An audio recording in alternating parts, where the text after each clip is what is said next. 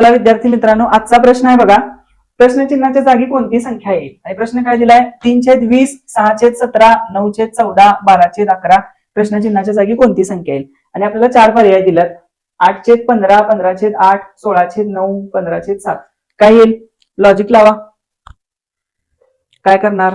Plus, minus, गुणाकार, भागाकार, वर्ग, वर्गमूळ, घनमूळ, काय येणार सांगा बरं.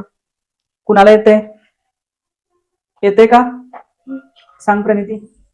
वर 3 फरक आहे. 3 अधिक 3 6, 6 अधिक 3 9, 9 अधिक 3 12, 12 अधिक 3 15 आणि खाली 3 वजा करायचा आहे. 20 वजा 3 17, 17 वजा 3 14, 14 वजा 3 11 आणि 11 वजा 3 8 येते, म्हणून पर्याय क्रमांक 2.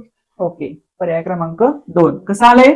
वर काय करायचं? वरच्या अपूर्णांकामध्ये वरच्या अंशामध्ये काय करायचंय? 3 अधिक 3 ऍड करा. 3 ऍड केल्यावर किती आले? 6.